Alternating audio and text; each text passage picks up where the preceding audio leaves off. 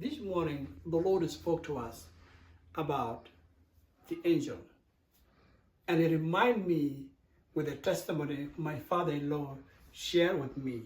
And together, I want us to listen as my wife narrate that story exactly how it happened.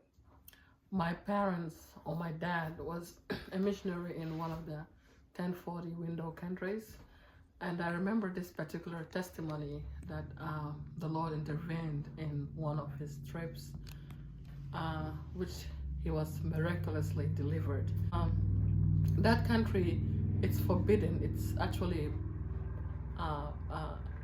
forbidden to carry around Bibles or trucks, like gospel trucks.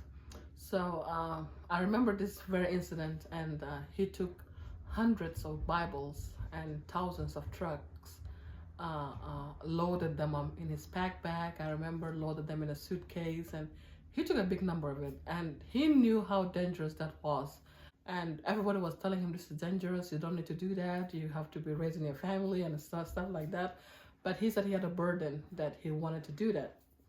So he took on with his on his trip, and we prayed for him and we committed everything in the hands of God. So he went from that city where we were to another city, and then they reached to a particular checkpoint that was kind of a major one, from one city to another, and then the bus was offloaded of all the passengers and their luggages, and was lined up on the ground, and each person was asked to identify their luggage. So he did. He went and grabbed his luggage, and then they had to search what you all have in your luggage. And then his luggage was just Bibles and tracts. So he was asked to wait aside, and they checked the remaining passengers, and everything was fine, and then they asked them to get back in the bus, and he was not allowed to get back in the bus, and he was actually taken to a cell. And then one of the officers was talking to him, and he was like, what in the world are you doing? Don't you know that here we don't do this? Like, you don't talk about Christianity, you don't talk about Christ, and moreover, you're carrying Bibles, and not only Bibles, but Bibles and tracts, and not only that, but in our language. And he asked him, do you know what's going to be the penalty of this? And my dad was like, I know. And he goes, your life. And my dad was like, I know. And so they took him to the cell, and he was just there while they were talking about what to do to him. And his luggage was just there displayed, and they took off all the Bibles, and he said they put them on the table, and they didn't even want to them even to touch it with their bare hand was like kind of like it's gonna defile them, you know. So they were just there talking, and they were about to transfer him from that checkpoint cell into a bigger cell where he should receive his penalty, as you know. And while they were there talking,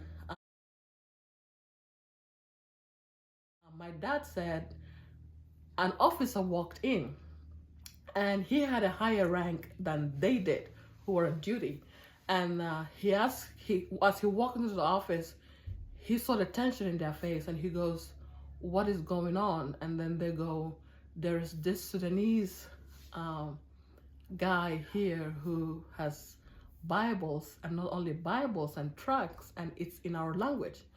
And we told him that the penalty of it is his life.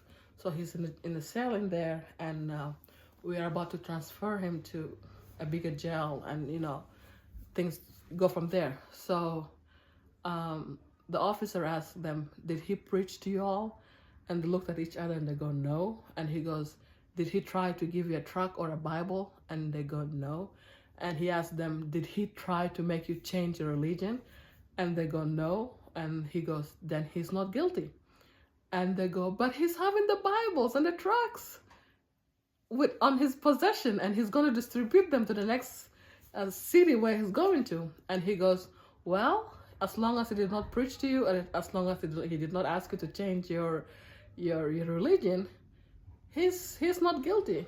And they go, and he goes, well, before I get out of this office and I get in my car, I want that guy out of the prison and let him go with everything that belongs to him.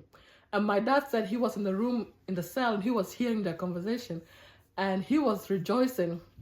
And by then there was no phones, like mobile phones, to communicate and know what's going on. But the church was praying, and I remember it was actually at home, and all the brethren and the friends came together and we were praying for him.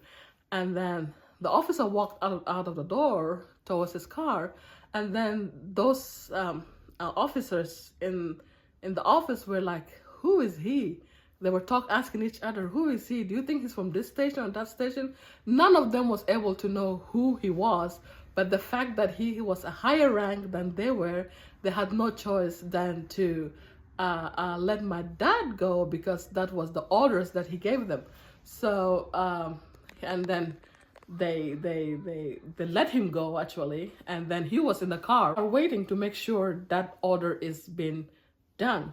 And my dad said when they came out to the bus, and he asked them to load back his luggage in the car, in the bus.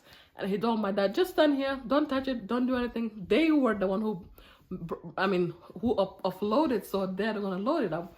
And my dad said he was filled with joy, and then seeing those officers now serving him and putting the luggage back in the bus. And then he went, "Are you good, sir?" And my dad was like, "Yeah, I'm good." And he goes, "Go in peace." And then my dad said he left, and he was so rejoicing, he was so excited.